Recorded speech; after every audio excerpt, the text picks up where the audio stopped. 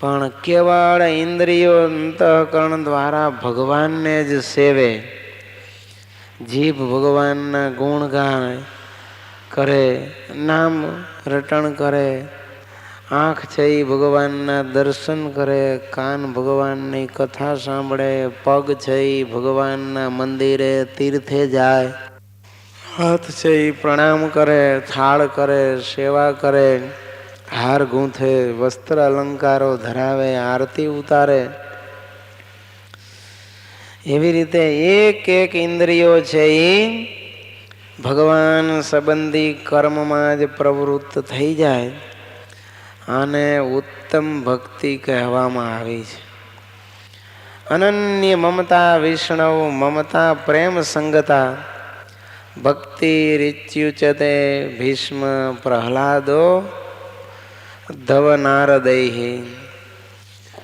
એમ કહે છે કે જેવી મમતા આપણું શરીર, પત્ની અને પુત્રમાં છે, તેવી મમતા એ સ્ત્રી પુત્ર ધન કે ઘરમાં કે દેહમાં ન રહેતા એવી મમતા જ્યારે કેવળ ભગવાનમાં રહેવા લાગે ત્યારે આવી મમતાને ભીષ્મ, દ્રોણ, ઉદ્ધવ, નારદ, પ્રહલાદ આદિક છે એ ભક્તિ કહે છે. માટે જેવું દેહમાં હેત હોય, સ્ત્રીમાં અને દીકરાઓમાં કે બંગલામાં હેત હોય, અને એનું જેમ ચિંતવન થાય એવું ચિંતવન જ્યારે ભગવાનનું થવા લાગે, એમાં જ આત્યંતિકી હેત થઈ જાય, ત્યારે એમ માનવું કે હવે આપણે આ ભગવાનની ભક્તિ કરીએ છીએ.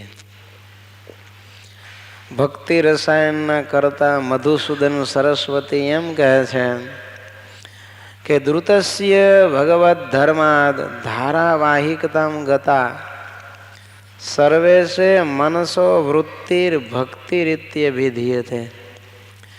વળી ભક્તિ રસાયણમાં મધુસૂદન સરસ્વતી એમ પણ લખ્યું કે ભગવાનના ગુણ, મહાત્મ્ય, લીલા, કૃપા અને રૂપનું સ્મરણ કરતા કરતા ચિત્ત દ્રવીભૂત થઈ જાય ને બધી જ વૃત્તિઓ ભગવાનમાં લાગી જાય. એને તમારે ભક્તિ જાણવી.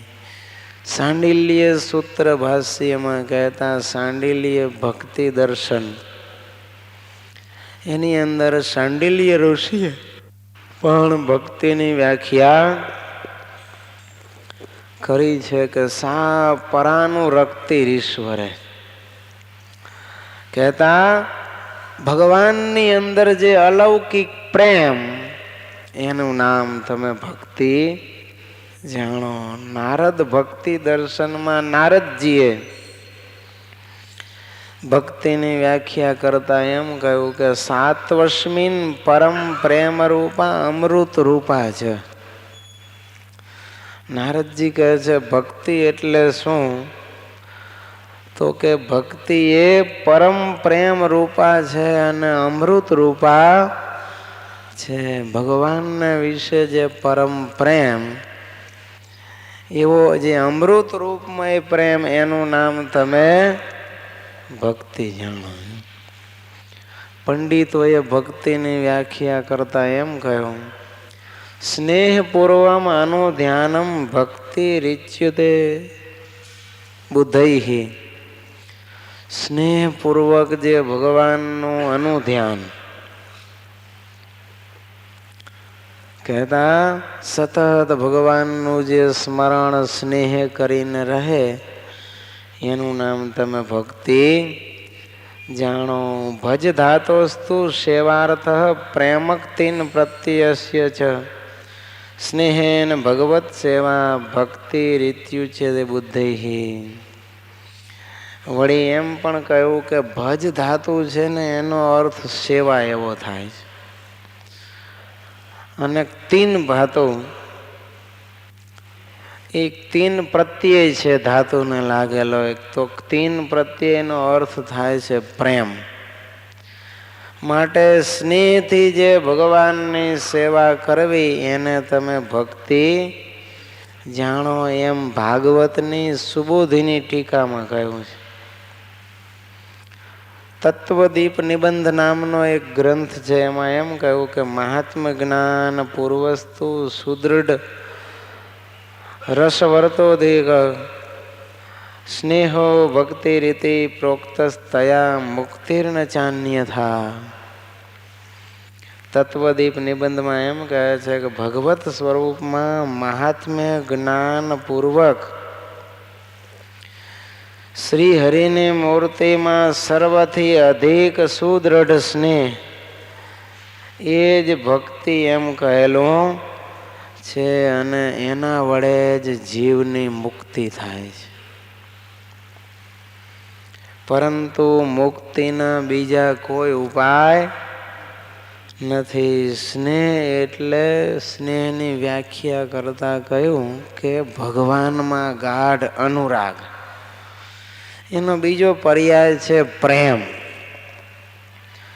એવો પ્રેમ કે જેમાં પરમાત્મા સિવાય બીજા કોઈ વસ્તુ વ્યક્તિ પદાર્થનો સંકલ્પ પણ ન ઉઠે.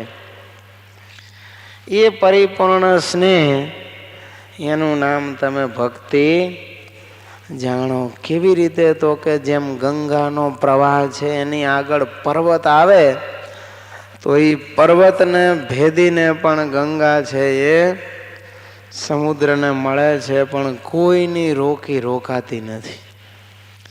એક પણ આવરણ એને નડે નહીં.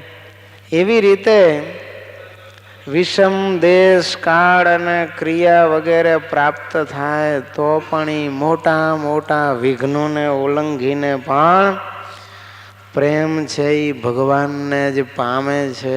એવો જે પ્રેમ, એનું નામ તમે ભક્તિ જાણો. તો આવી ભક્તિ અપ્રતિહતા, એ કોઈથી છે ને પરાભવ પામે નહીં, એનો નાશ થાય નહીં કે રોકી શકાય નહીં. અખંડપણે એ ભક્તિ, એ પ્રેમનો પ્રવાહ સતત ભગવાનમાં વહ્યા કરે. જમકુબાઈ હતા ઉદયપુરના મહારાણી. જો રાજાએ એને ભક્તિ છોડાવવા માટે, સત્સંગ છોડાવવા માટે ઘણા પ્રયાસો કર્યા. મીરાબાઈને પણ તમે જુઓ, ભગવાન શ્રી કૃષ્ણના વિશે ભક્તિ હતી. જમકુબાઈ પણ મેવાડના જ મહારાણી હતા, ઉદયપુરના. એમને ભગવાન સ્વામિનારાયણના વિશે અસાધારણ ભક્તિ હતી. તો મીરાબાઈ પણ શું કરતા? રાજ દરબારમાં પણ અખંડ ભક્તિ કર્યા કરતા. મીરાબાઈને તો નાનપણથી ગિરધર ગોપાલની મૂર્તિ મળેલી ત્યારથી એને પૂજતા. જો સાધુ સંતોની સોબત કરે અને ભગવાનનું ભજન કર્યા કરે. રાજ સિંહાસન ઉપર રાણા સાથે બેસવાની પણ એને ઈચ્છા ન થાય. સમય જતા એનો પતિ મૃત્યુ પામ્યો અને પછી દિયર ગાદીએ બેઠો અને મીરાબાઈને ભક્તિ છોડાવવા પ્રયાસ કરવા લાગી. તો મીરાબાઈએ સાધુ સંતોને કાગળ લખ્યા. ત્યાંથી કોઈ જવાબ ન આવ્યા તો છેવટે મીરાબાઈ મેવાડનું રાજ્ય છોડી અને ત્યાંથી ચાલી નીકળ્યા. ફરતા ફરતા છેક વૃંદાવન ગયા. ત્યાં સંતોને મળ્યા પણ કોઈ આશરો ન મળ્યો ત્યાં. હો મીરાબાઈને છેવટે ત્યાંથી ચાલતા ચાલતા ક્યાં આવ્યા? દ્વારિકામાં આવ્યા. ને ભગવાન દ્વારિકાધીશના મંદિરમાં આખી જિંદગી ભક્તિમાં વિતાવી, પણ મીરાબાઈની ભક્તિ મોડી પડી નહીં. એટલે કહે છે ગંગાનો પ્રવાહ જેમ કોઈનો રોકાય નહીં, એમ આવો જે પ્રેમ ભગવાનમાં હોય ને એ રોકાય નહીં. મેરે તો ગિરધર ગોપાલ દૂસરો ન કોઈ, જાકે સિર મોર મુગટ મેરો પતિ સોઈ. અખંડ ગાયા કર્યું અને ભગવાનમાં અસાધારણ પ્રેમ પ્રગટ કર્યો. તો આને કહેવાય ભક્તિ.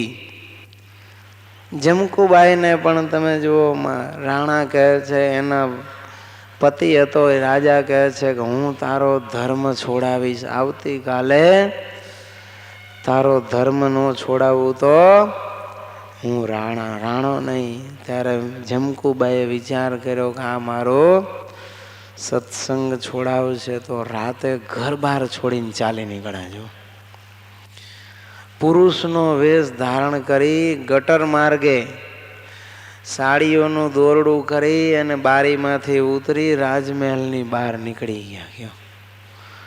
3 દિવસ ભૂખ્યા અને તરસ્યા સ્વામિનારાયણ સ્વામિનારાયણ કરતા ઊંટના મરેલા ખોખામાં હાડપિંજરમાં બેસી રહ્યા. ગંધાટા હાડપિંજરની અંદર જે મખમલના ઓછાળ, ગાદી તકિયા, ગાલ મસૂરિયા વાળા, સેજમાં સુનારા અને જાત જાતના અત્તરો અને ફૂલો છાંટની સુગંધથી મગમગતા એ શયનખંડમાં પોઢનારા રાણી શું કર્યું? ભગવાનની ભક્તિ ન છોડવી પડે એટલા માટે ઊંટના મરી ગયેલા ઊંટના હાડપિંજરમાં, ગંધાતા હાડપિંજરમાં 3 દિવસ ને 3 રાત બેસી રહ્યા. પણ ભગવાનનું ભજન છોડ્યું નહીં. 4થે દિવસે નીકળીને ચાલ્યા. હવે ભૂખે અંધારા આવવા માંડ્યા, કોઈ સાથ નહોતો. ત્યાં ભગવાને વણઝારાની પોઠ ભેગી કરી દીધી. પણ એમાંય વણઝારો ઓળખી ગયો કે આ પુરુષ નથી, સ્ત્રી છે. એની બુદ્ધિ બગડી, દ્રષ્ટિ બદલાણી. જમકુબાઈએ જાણ્યું કે આ રાતે પાપી મને હેરાન કરશે, મારું શિયળ વ્રત લૂંટ છે, શિયળ વ્રતનો ભંગ કરાવશે. એટલે ત્યાંથી પણ જમકુબાઈ એકલા ચાલી નીકળ્યા. જો મુખમાં ભગવાનનું નામ છે, ચિત્તમાં ભગવાનનું ચિંતવન છે અને હાથમાં માળા લઈ અને સ્વામિનારાયણ સ્વામિનારાયણ કરતા ચાલ્યા જાય છે. કોઈ આશરો ન રહ્યો ત્યારે સ્વયં ભગવાન બ્રાહ્મણનું રૂપ લઈને ભૂખ્યા એવા જમકુબાઈને જમાડવા માટે આવ્યા. અને બ્રાહ્મણ વેશે મળ્યા, જમાડ્યા, વાત કરી કે તમે બાઈ છો અને પુરુષનો વેશ ધારણ કર્યો છે, તમારો શું આશય છે? ત્યારે કહે છે મારે સ્વામિનારાયણ ભગવાનના દર્શને જવું છે. બ્રાહ્મણ કહે છે એમ હું પણ સ્વામિનારાયણ જ છું ને હું ગઢડા જ જવાનો છું, તમારી સાથે હું ચાલીસ, ચિંતા ન કરો, છેક ગઢડા તમને હું પહોંચાડી દઈશ. વૃદ્ધ બ્રાહ્મણ હતો એટલે કોઈ એમને ભય નહોતો. જો અને ભગવાને જમકુબાઈની આ રીતે રક્ષા કરી, જમાડી અને બપોરે પોઢાડાને ત્યાંથી ઉપાડીને સીધા ભગવાન જ્યાં હતા ત્યાં નદીના તટ ઉપર મૂકી દીધા. અને ભગવાન કે હું મારા કામે જાઉં છું, તમે હવે ભગવાનના દર્શને જાજો. તો આવી રીતે જમકુબાઈને ભગવાનમાં અસાધારણ પ્રેમ હતો. તો રાજાએ એ પ્રેમ તોડાવવા માટે, ભક્તિ છોડાવવા માટે ઘણા પ્રયાસો કરેલા, પણ રાણીએ ભક્તિ ન છોડી પણ રાજમહેલ અને રાજાનો ત્યાગ કરી દીધો. અને બાઈઓ સાંખ્યોગી હતી, એની પાસેથી બાઈઓના લુગડા પહેરીને ભગવાનના દર્શને આવ્યા. મહારાજના દર્શન કરીને ઉભા રહ્યા. પછી ભગવાને દરબારમાં રાખ્યા. જીવબાન લાડુબા તો છાણવાસી દુખરાવા માંડ્યા. એને એમ કહે છે કોઈક બાઈ આવી છે સેવા કરવા, ભગવાનના દર્શન કરવા. એક દી મહારાજ જોઈ ગયા. ભગવાન કહે છે જીવબા, લાડુબા, નવી બાઈ આવી છે, એને તમે આવા નીચ કામ કરાવો છો, એને તમે ઓળખો છો? ના મહારાજ, કોક વૈરાગી બાઈ છે, આવી છે દરબારમાં તો સેવા કરે છે ને ભક્તિ કરે છે.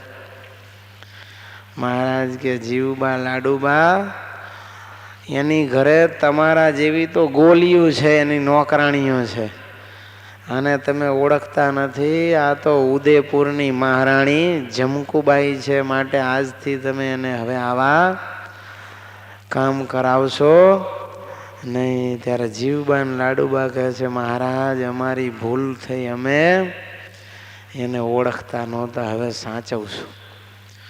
તો વિચાર કરો, ઉદયપુરની મહારાણી એ ભગવાનની ભક્તિ કરવા માટે શું કરે? છાણ વાસીદા કરે દાદાના દરબારમાં. પણ ભગવાનની ભક્તિ છોડી નહીં. પછી મહારાજ કે જમકુબા, તમને તપાસ કરતા કરતા અહીંયા આવી જશે કોઈ તો ઉપદ્રવ થશે. કારણ તમે અમારી ભક્તિ કરતા હતા એટલે નક્કી રાજા અહીંયા તપાસ કરવા માટે મોકલશે, માટે અમે તમને બીજે મોકલી દઈએ એમ કહીને લાધીબા આવ્યા હતા ભુજના. મહારાજ કહે છે કે જમકુબા, આજથી તમારું નામ માતાજી, અને આ લાધીબા સાથે તમે ભુજમાં જઈને ભજન કરજો. ત્યારે કહે છે, જેવી આપની આજ્ઞા. લાધીબાને ભગવાને આજ્ઞા કરી તમારે જમકુબાને શેખ સુધી સાચવવા, એને તમારી સાથે જ રાખજો. લાધીબા કે ભલે મહારાજ. અને જમકુબા અને લાધીબા બે ભુજમાં આવ્યા ને આખી જિંદગી બે જણાએ ભેગા રહીને ભજન કર્યું.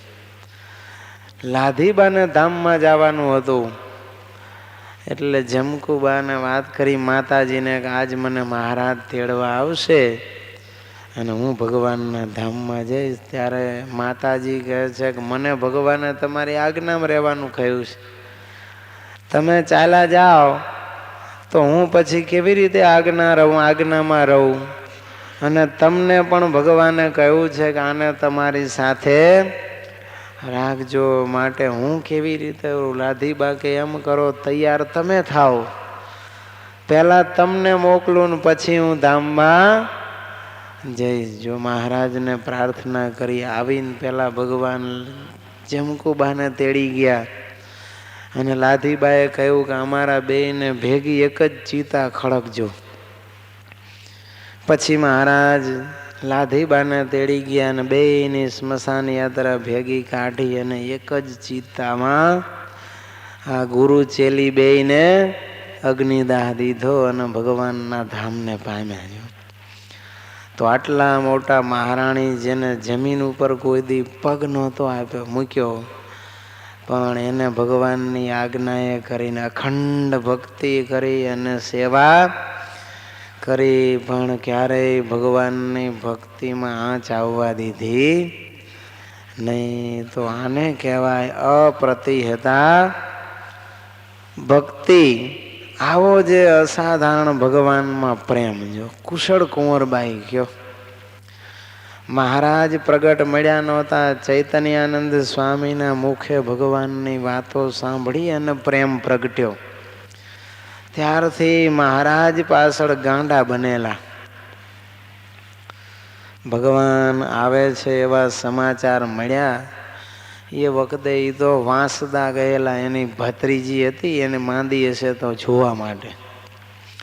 ત્યાં સમાચાર આવ્યા ને સીધા વેલડું જોડાવીને પાછાઓ અને ધરમપુર આવી ગયા. અને પોતાનો દીકરોય મૃત્યુ પામેલો, દીકરાનો દીકરો હતો કુંવર, એને તૈયાર કર્યા. હાથી ઉપર અંબાડી શણગારી અને મહારાજના સામયે મોકલા, અને પોતે પણ મેનામાં બેસી અને ભગવાનના દર્શન કરવા ગયા. અને પ્રેમથી ભગવાનના દર્શન કર્યા. અંબાડી ઉપર બેસાડીને ધામધૂમથી ગાજતે વાજતે દરબારમાં પધરાવ્યા અને ભગવાનની પૂજા કરી. અને 550 ગામનું રાજ્ય હતું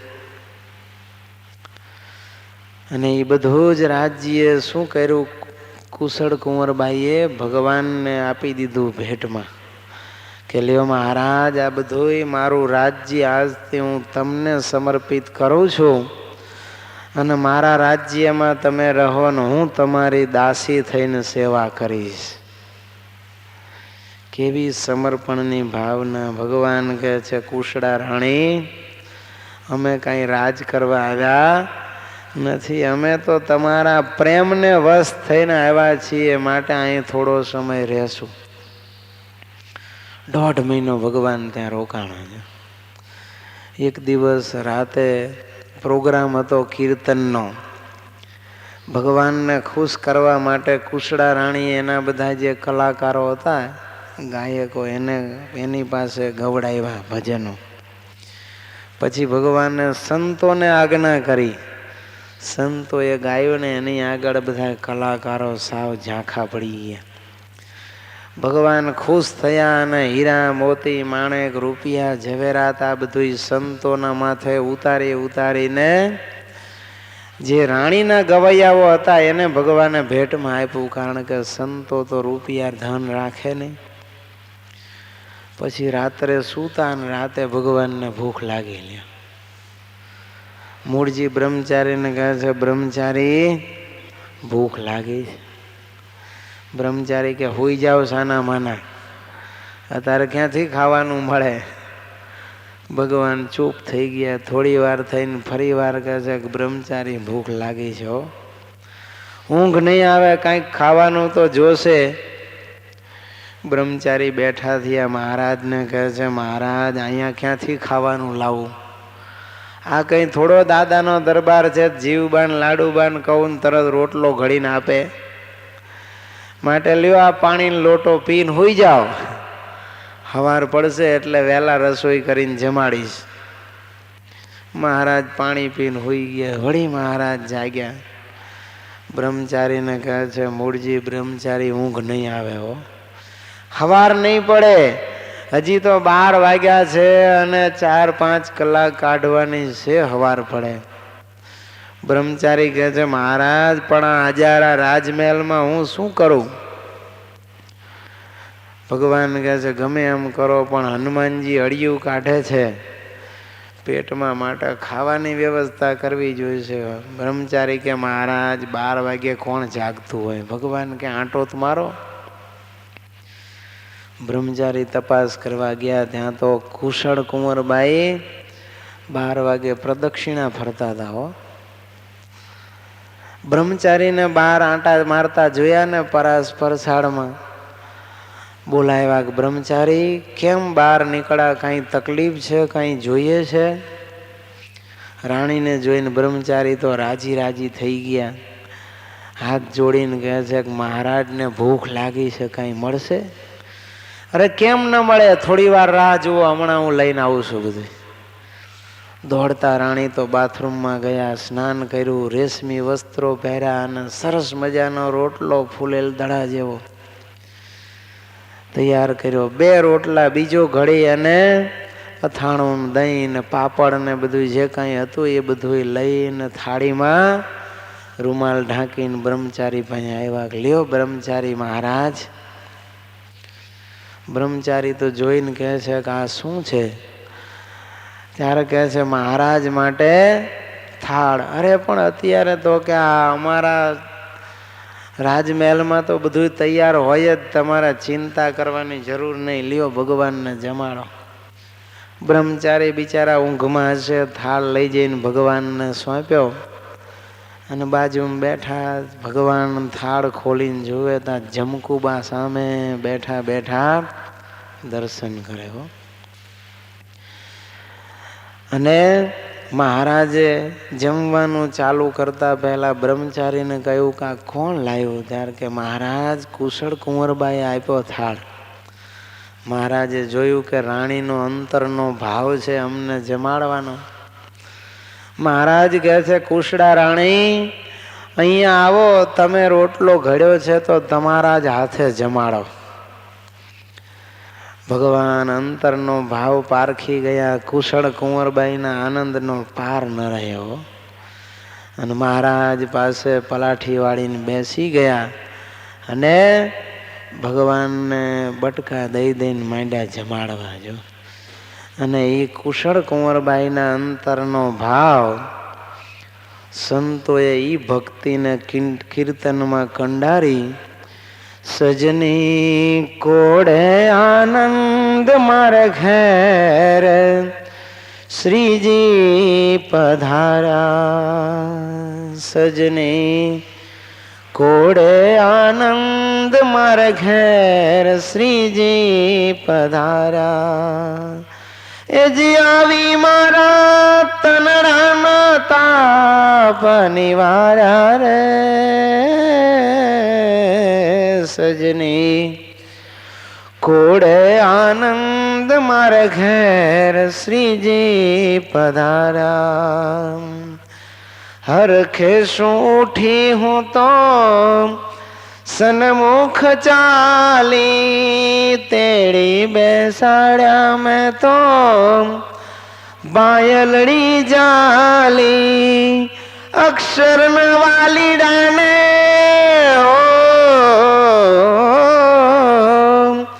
અક્ષર ન વાલીડાને થાવાન વાલી રે વાલી રે વાલી.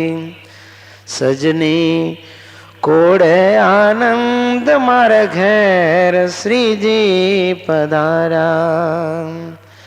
હરીને જમાડ્યા મેં તો હાથે સાહેલી. કુળની મર્યાદા મેં તો કોરે લઈ મેલી. શ્રીજીને જોઈ હું તો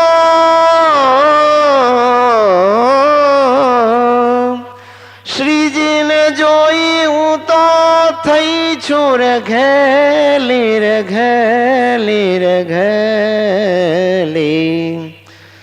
સજની કોડે આનંદ મારા ઘેર શ્રીજી પધાર્યા. પાનની બીડી મેં તો પ્રેમે સુઆલી. હસીને હોસી લે વાલે મુખડામાં જાલી. પ્રીતે કરીને મારા મુખડામાં આલી રે આલી રે આલી. સજની કોડે આનંદ મારા ઘેર શ્રીજી પધાર્યા. કુશળ કુંવરબાઈ કહે છે કે સહેલીઓ આજ મારા આનંદનો પાર નથી. કેટલી ઉંમર છે ખબર છે? 82 વર્ષના છે કુશળ કુંવરબાઈ. ડોસી છે છતાંય ભગવાનમાં એનો પ્રેમ તો જુઓ. 16 વર્ષની સુંદરી હોય, નવપરણિતા, પરણીને સાસરે ગઈ હોય ને પહેલે દિવસે પતિમાં જે પ્રેમ હોય ને એવો પ્રેમ 82 વર્ષની ઉંમરે કુશળ કુંવરબાઈને મહારાજને વિશે છે. એવા ભાવથી ભગવાનને નિરખે, આગતા સ્વાગતા કરે અને જમાડે. જો દરબારમાં તો કેવું હોય, છોકરી 12 વર્ષની થાય ને પછી એના પગની પાનીએ કોઈને જોવા ન મળે. ઓઝલમાં રહે, દરબારની બહાર નીકળે જ નહીં ગરાસણીઓ કે એની દીકરીઓ. જ્યારે કુશળ કુંવરબાઈ કહે છે કુળની મર્યાદા મેં તો કોરે લઈ મેલી. હરીને જમાડ્યા મેં તો હાથે સાહેલી. ભગવાનને રોટલાનો જમવાનો પ્રબંધ કરવો હતો તો દાસ દાસીઓને બોલાવીને રસોઈયાને કહીને ભગવાન માટે રસોઈ કરાવે. પણ કુશળ કુંવરબાઈનો પ્રેમ તો જુઓ. 12 વાગે સોળે થઈને ભગવાન માટે રસોઈ કરી અને થાળ લઈ અને ભગવાનને આપવા આવ્યા અને ભગવાનના જમતા દર્શન કરવા માટે બેઠા. અને મહારાજે આજ્ઞા કરી કે લ્યો કુશળા રાણી તમે જ જમાડો. ત્યારે કુળની છેલ્લી મર્યાદા પણ એક બાજુ મૂકી અને મહારાણી ગરાસણી હોવા છતાં પણ પોતાના હાથે ભગવાનને કોળિયા દઈને જમાડે છે. નહીતર કોઈ ગરાસણીનો સ્પર્શ બીજા કોઈ પરપુરુષને થાય નહીં, એનું દર્શન ન થાય તો સ્પર્શની તો ક્યાં વાત રહી. પણ કુશળ કુંવરબાઈ જેમ પરણીને સાસરે આવેલી પત્ની એના પતિને પ્રેમથી જમાડે, એ કોળિયા ન દે. એને શરમ થાય, થાળીમાં પીરસીને જમાડે. જ્યારે કુશળ કુંવરબાઈ તો એટલા ઘેલા બન્યા છે ભગવાનના પ્રેમમાં પાગલ કે પોતાના હાથે કોળિયા દઈને જમાડે છે. અને એનાથી આગળ પાનની બીડી ભગવાનના મોઢામાં મૂકી અને ભગવાને પણ પોતાના મુખમાં ચાવેલું પાન પોતાના વિશે અસાધારણ ભક્તિવાળા કુશળ કુંવરબાઈના મુખમાં પ્રસાદી રૂપે આપ્યું છે. આને કહેવાય અસાધારણ ભક્તિ. મહારાજ એના પ્રેમને વશ 1.5 મહિનો ત્યાં રોકાણા અને પછી જવાનું કહ્યું ત્યારે કુશળ કુંવરબાઈ મહારાજને રોકવા પ્રયાસ કરે છે, પણ મહારાજની ઈચ્છા ન જોઈ એટલે ભગવાનને રજા આપી. પણ આ પ્રેમીનું લક્ષણ છે કે પ્રિયતમની મરજી લોપે નહીં. ભક્તનું આ લક્ષણ છે કે ભગવાનની ઈચ્છા પ્રમાણે જીવે. પણ મહારાજમાં એવો અસાધારણ પ્રેમ હતો ને, ભગવાનની વિદાય પછી ભગવાનના વિરહમાં કુશળ કુંવરબાઈ જીવી ન શક્યા. 10 દિવસ થતા મહારાજના વિરહમાં કુશળ કુંવરબાઈએ શરીરનો ત્યાગ કર્યો અને દિવ્ય દેહે ભગવાનની સેવામાં કાયમ માટે રહી ગયા. તો આમ આવો જે અસાધારણ પ્રેમ, એનું નામ જ ભક્તિ. જાણો, મહાત્મા જ્ઞાન પૂર્વકનું હેત છે ને એ જ અખંડ અને અવિચળ રહે છે. મહાત્મા જ્ઞાન વગર કરેલું હેત કાયમ માટે ટકતું નથી.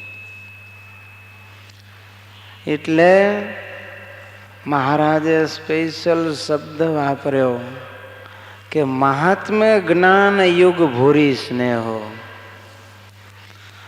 મહાત્મ્ય જ્ઞાન પૂર્વકનો અપાર સ્નેહ, એનું નામ મહારાજ કે તમે ભક્તિ જાણો. અને એ સ્નેહ એક વખત આપણને મહારાજને જેવા છે એવા જાણ્યા અને એમાં હેત થયું, પછી એ હેત કોઈ કાળે ટળે નહીં.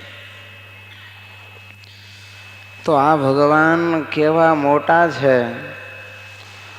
તો મોટા મોટા રામ, કૃષ્ણ, વાસુદેવ અને અક્ષરાદિક મુક્ત એ સર્વેને પ્રાર્થના કરવા યોગ્ય અને પૂજવા યોગ્ય છે. અને અનેક જીવના કલ્યાણના કરતા છે. આ તો સર્વોપરી સર્વ અવતારના અવતારી સાક્ષાત ભગવાન પુરુષોત્તમ નારાયણ પોતે છે.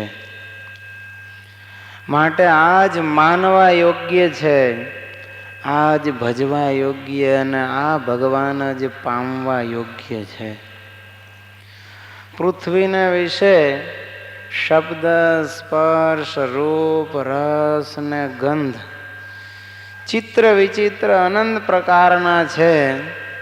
એમ સર્વ અવતાર થકી, સર્વ વિભૂતિ થકી, સર્વે શક્તિ થકી અને અક્ષરના મુક્ત થકી અને અક્ષરધામ થકી એ સર્વ થકી ભગવાન અતિ સર્વોપરી છે, અક્ષરાતીત છે, સર્વ સુખમય, આનંદમય, સર્વજ્ઞ, સર્વત્ર પૂર્ણ, દિવ્ય મૂર્તિ છે, સર્વોત્તમ કારણ છે અને સર્વ કર્મ ફળના પ્રદાતા છે, સર્વના આધાર છે, સર્વ શિક્ષક છે, કહેતા જીવ પ્રાણી માત્રને જ્ઞાનના પ્રદાતા, સમજણના દાતા કે ઉપદેશના દાતા સ્વયં ભગવાન સ્વામિનારાયણ પોતે છે.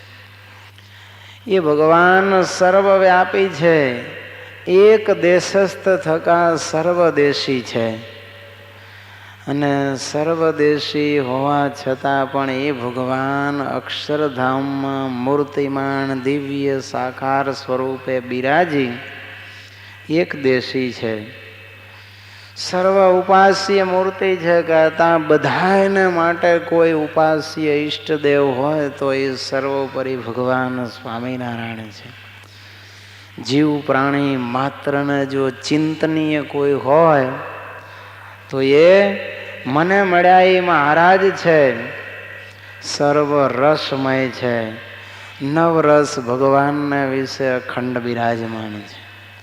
સર્વ ઈચ્છામય છે અને સર્વાત પરિપૂર્ણ મૂર્તિ છે.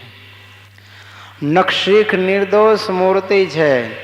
અખંડ મૂર્તિ છે અને સર્વ ભજનીય સ્વરૂપ છે. કહેતા બધાને આશ્રણીય કે ભજનીય કોઈ ભગવાન હોય તો એ મને મળ્યા એ સ્વામિનારાયણ પોતે છે. સર્વ ઐશ્વર્ય ભાજન છે. કહેતા બધા જ ઐશ્વર્યના માલિક એના પાત્ર.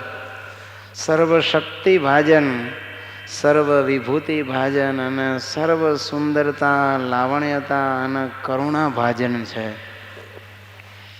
અનંત કલ્યાણકારી દિવ્ય ગુણોના પાત્ર છે. એના ભંડાર છે. તરહ તરહના ચિત્ર વિચિત્ર મહા આશ્ચર્યકારી અનવધિકાતિશય. કહેતા જેનો કોઈ સીમા નથી એવા અજહત સ્વરૂપ છે. સ્વભાવ ગુણ અને મહોદધિ. સ્વભાવ ગુણ તેના મહોદધિ એવા સાક્ષાત શ્રી સહજાનંદ સ્વામી એ જ પુરુષોત્તમ સર્વોપાસ્ય રાજાધિરાજ છે. એના ગુણ કહેવાને અર્થે તો અક્ષરાદિક મુક્ત પર્યંત કોઈ સમર્થ નથી. અગણિત જીવોના કલ્યાણને અર્થે આ ભગવાન આ પૃથ્વી ઉપર અક્ષરધામમાંથી અહીં આવ્યા છે. અને એ ભગવાન સાક્ષાત પુરુષોત્તમ મને મળ્યા છે. એનો જેવો મહિમા છે ને તેવા જ એ જીવના કલ્યાણ કરનારા છે. અક્ષરધામના પતિ છે. અને પૂર્વે જે ભગવાનના અવતાર થયા એ સર્વે અવતારના ધરતલા મને મળ્યા એ મહારાજ પોતે જ છે. પણ બીજા કોઈ નથી. આવી રીતે મહારાજનો અપાર મહિમા સમજવો. કેવી રીતે વચનામૃતમાં મહારાજ કે જેમ ચક્રવર્તી સમ્રાટ હોય એને અનેક ગામડાઓ હોય. એમ કહેવાય કે એના ગામડા એટલા બધા હોય કે એ ગણી ન શકાય. છતાંય ગામડાને ગણવા એ કે અઘરી વાત છે. ઘડીક વારમાં ગણતરી થાય. છતાં એમ કે અનંત રાજ્યનો માલિક આ ચક્રવર્તી સમ્રાટ છે. અરે આખી પૃથ્વીનો હોય તો એ શું થઈ ગયું. ગામડા તો બધા ગણતરીમાં અત્યારે પેપર ઉપર હોય જ. તો એ ચક્રવર્તી સમ્રાટનો કેટલો મહિમા આ જીવને. અમેરિકાના રાષ્ટ્ર પ્રમુખ હોય બુશ, એનો કેટલો મહિમા લ્યો. તો આવા જે અનંત કોટી બ્રહ્માંડો, આ તો એક બ્રહ્માંડનો એ પૃથ્વી લોક ખાલી 14મો ભાગ એનો. એમાંય વળી ક્યાંક થોડુંક એને પ્રાંત એના રાજ્ય તરીકે પ્રાપ્ત થયું હોય તો એ રાજાને કેટલાય લોકો માનતા હોય, પૂજતા હોય. જ્યારે ભગવાનને તો આ ગામડા રૂપી બ્રહ્માંડોની કોઈ ગણતરી નથી. ચક્રવર્તી સમ્રાટને જેટલા ગામડા હોય એનાથી અનંત ગણા ગામ રૂપી બ્રહ્માંડો. કહેતા બ્રહ્માંડ રૂપી ગામોના માલિક મને મળ્યા એ મહારાજ છે. અને જેમ ગામ ગામના મુખીઓ જઈ અને રાજાને નમે, એના ચરણમાં મસ્તક મુગટ સહિત નમાવે અને એની આજ્ઞાઓનું પાલન કરે. એ જેવી રીતે સૂચના આપે એ પ્રમાણે પોતાના પ્રદેશમાં કર ઉઘરાવે, લોક કલ્યાણના કાર્યો કરે અને સમર્થ સંચાલન કરે. પણ રાજાની આજ્ઞા પ્રમાણે. તો જ એને એ ખંડિયા રાજા તરીકે કે ગામના મુખી તરીકે કાયદેસરની કાર્યવાહી કરવા માટે પરમિશન આપવામાં આવે અને એ પદવી એને આપે. તો રાજાનો દરબાર ભરાય ત્યારે આ બધા મુખીઓ કે પછી ખંડિયા રાજાઓ આવીને બેસે અને અરજ કરે કે હે અન્નદાતા, અમારા પ્રાંતમાં તમે પધારો અને અમારી પ્રજાને આટલું સુખ તમે આપો છો. અહીંયાથી આપણા જે લોકસભાના કે ધારાસભાના સભ્ય હોય પોતપોતાના પ્રાંત વતી જઈ અને મિનિસ્ટરો પાસે, સીએમ કે પછી પીએમ પાસે પ્રાર્થના કરે છે કે અમારી પ્રજાને આટલી સુખાકારીને સાધનો ખૂટે છે તો એ તમે આપો અને એક વખત અમારા પ્રાંતમાં પધારો. એમ આ અનંત કોટી બ્રહ્માંડો છે ને, એ બ્રહ્માંડના અધિપતિ દેવો બ્રહ્મા, વિષ્ણુ અને મહેશ, એ બધાય ભગવાનના ધામમાં જઈ અને ભગવાનને નમસ્કાર કરે અને ચરણ સ્પર્શ કરવા માટે મસ્તક નમાવે છે ને, ત્યારે એમ લખ્યું કે એના મુગટના ઘસારાથી ભગવાનના જે સિંહાસન છે ને એના પગથિયા ઘસાઈ ગયા છે. માથા નમાવી નમાવી, જેમ આપણે મંદિરે રોજ આવીએ ને પગથિયા ઘસાઈ જાય ને, એમ આટલા બ્રહ્માંડના અધિપતો મારા ભગવાનના ચરણમાં મસ્તક નમાવે છે, એને લીધે સિંહાસનના પગથિયા ઘસાઈ ગયા. તો એ માથા નમાવા વાળાની સંખ્યા કેટલી હશે વિચાર કરો. તો આટલી સંખ્યામાં તો બ્રહ્મા, વિષ્ણુ અને મહેશ અખંડ ભગવાનની પ્રાર્થના કરવા, સ્તુતિ કરવા ત્યાં જાય છે અને પ્રાર્થના કરે છે કે હે મહારાજ, અમારા બ્રહ્માંડ રૂપી ગામમાં તમે એકવાર પધારો અને જીવોને કલ્યાણનો માર્ગ મોકળો કરી દો. તમારા સ્વસ્વરૂપનું સુખ એને આપો. તમારી ગુણ માધુરી, રૂપ માધુરી, લીલા માધુરીની એને લિજ્જત ચખાડો, એનો આસ્વાદ કરાવો, એનું સુખ આપો. તો આવા તો અનંત કોટી બ્રહ્માંડોના અધિપતિ બ્રહ્મા, વિષ્ણુ અને મહેશ નિત્ય ભગવાનની પ્રાર્થના કરે છે. પણ ભગવાન તો જ્યારે એના મનમાં આવે ત્યારે એ બ્રહ્માંડના અધિપતિની પ્રાર્થનાને ગણી મનમાં અવધારણ કરી અને એના બ્રહ્માંડ પ્રત્યે પ્રગટ થાય છે. આપણે બધા ગામના સરપંચ હોય, મિનિસ્ટરોને પ્રાર્થના તો કરતા જ હોય ને, પણ આવે કાયમ ન આવે. અહીં આવે વગર નોતરે. ક્યારે? ચૂંટણી હોય ત્યારે. જ્યારે ભગવાનને તો ચૂંટણીની ચિંતા નથી. એનું જે તખત છે એ કોઈનું આપેલું નથી. સ્વતઃ સિદ્ધ ભગવાન અનંત કોટી બ્રહ્માંડના અધિપતિ છે. એટલે એને તમે હું વોટ આપીને ચૂંટીએ કે બેહાડીએ કે બરતરફ કરીએ એ આપણા કોઈનું કાંઈ ચાલે નહીં. તમે એમ કહેશો કે ભગવાન નથી તોય શું એ કંઈ નથી રહેવાના? તમે એમ કહો કે આ બ્રહ્માંડના નાયક કોક બીજા છે, અનંત કોટી બ્રહ્માંડના અધિપતિ સ્વામિનારાયણ નથી તોય શું એ બદલાઈ જશે? આપણે અહીં બેઠા બેઠા કહીએ કે બુશ છે એ અમેરિકાનો પ્રેસિડેન્ટ નથી તો શું એ ન રહે?